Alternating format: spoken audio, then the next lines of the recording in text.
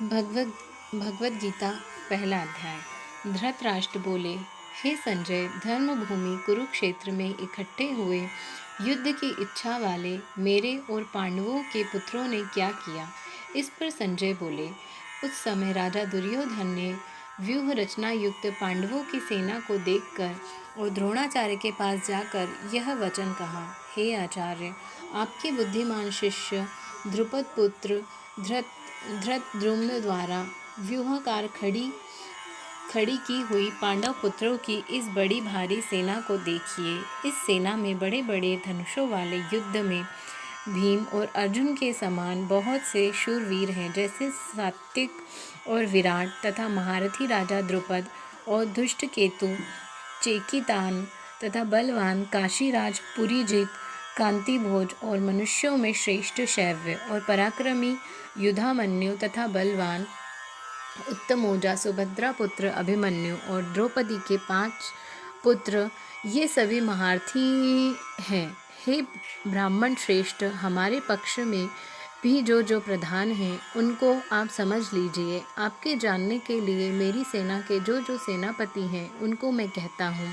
एक तो स्वयं आप और पितामह भीष्म, तथा कर्ण और संग्राम विजयी कृपाचार्य, तथा वैसे ही अश्वत्थामा, विकर्ण और सोमदत्त का पुत्र भूरिश्रवा, तथा और भी बहुत से शूरवीर अनेक प्रकार के शस्त्र अस्त्रों से युक्त मेरे लिए जीवन की आशा को त्यागने वाले सब के सब युद्ध में चतुर हैं। भीष्म पितामह महाद्वारा रचित हमारी वह सेना सब प्रकार से अजय है, और भीम द्वारा रक्षित इन लोगों की यह सेना जीतने में सुगम है। इसीलिए सब मोर्चों पर अपनी अपनी जगह स्थित रहते हुए आप लोग सब के सब ही निसंदेह भीष्म पितामह की सब ओर से रक्षा करें। इस प्रकार द्रोणाचार्य से कहते हुए दुर्योधन के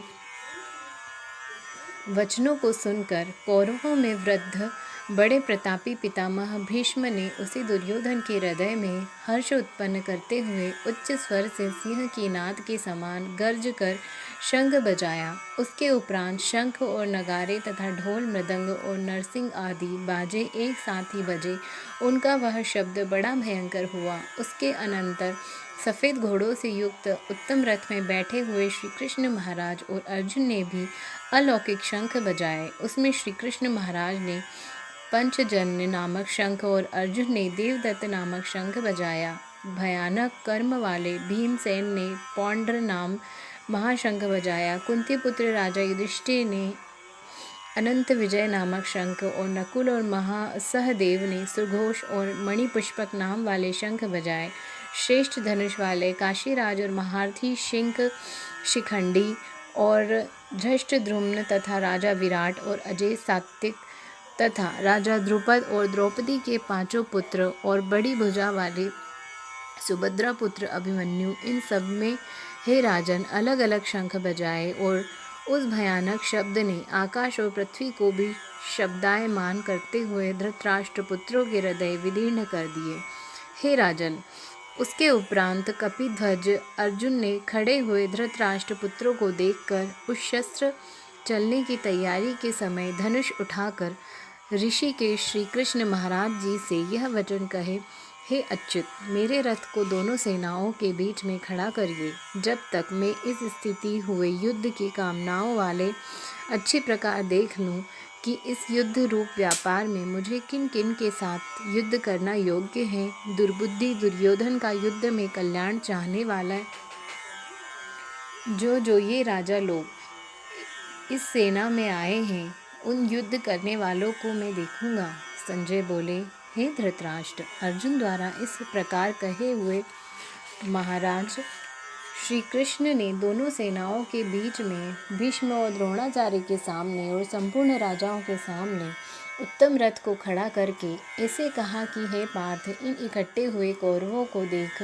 उनके उपरांत प्रथापुत्र अर्जुन ने उन दोनों ही सेनाओं में स्थित हुए पिता के भाइयों को, पितामहों को, आचार्यों को, मामाओं को, भाइयों को, पुत्रों को, पौत्रों को, तथा मित्रों को, ससुरों को और सहृदयों को भी देखा। इस प्रकार उन खड़े हुए संपूर्ण बंधुओं को देखकर वे अत्यंत करुणा से युक्त हुए। कुंती पुत्र अर्जुन शोक करते हुए यह बोले, हे कृष्ण, इस युद्ध की इच्छा वाले खड़े हुए स्वजन समुदाय को देखकर मेरे अंग शिथिल हुए जाते हैं और मुख भी सूखा जाता है और मेरे शरीर में कंप तथा रोमांच होता है तथा हाथ से गांडीव धनुष गिरता है और त्वचा भी बहुत जलती है तथा मेरे मन भ्रमित सा होता रहा है। इसीलिए मैं खड़ा रहने को भी समर्थ नहीं हूँ। हे केशव, लक्षणों को भी विपरीत ही देखता हूँ तथा युद्ध में अपने कुल को मारकर कल्याण भी नहीं देखता हूँ। हे कृष्ण, मैं विजय नहीं चाहता और राज्य तथा सुखों को भी नहीं चाहता। हे गोविंद, हमें राज्य से क्या प्रयोजन है अथवा भोगों से और जीव से भी क्या प्रयोजन है, क्योंकि हमें जिनके लिए राज्य, भोग और सुख आदि इच्छित हैं वे ही सब धन और जीवन की आशा को त्याग कर युद्ध में खड़े हैं, जो कि गुरुजन, ताऊ, चाचे, लड़के और वैसे ही दादा, मामा, ससुर, पोते,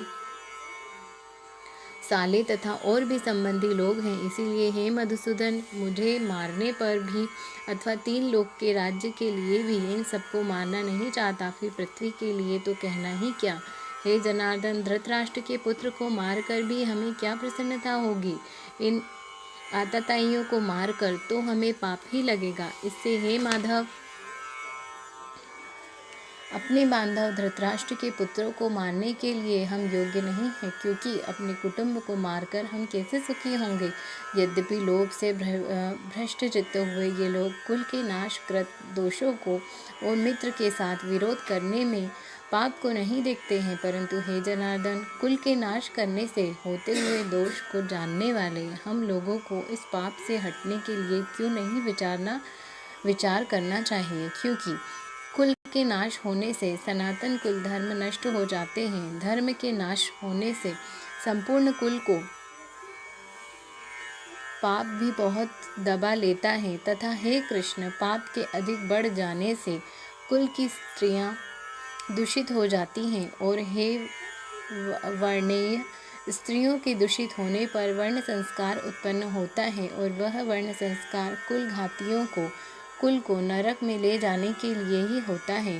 लोप हुई पिंड और जल की क्रिया वाले इनके पितर लोग भी गिर जाते हैं और इन वर्ण संस्कार कारक दोषों से कुल घातियों के सनातन कुल धर्म और जाति धर्म नष्ट हो जाते हैं तथा हे जनार्दन, नष्ट हुए कुल धर्म वाले मनुष्यों का अनन्य काल तक नरक में वास होता है, ऐसा हमने सुना है। अहो शोक है कि हम लोग बुद्धिमान होकर भी महान पाप करने को तैयार हुए हैं, जो कि राज्य और सुख के लोभ से अपने कुल को मारने के लिए उद्यत हुए हैं।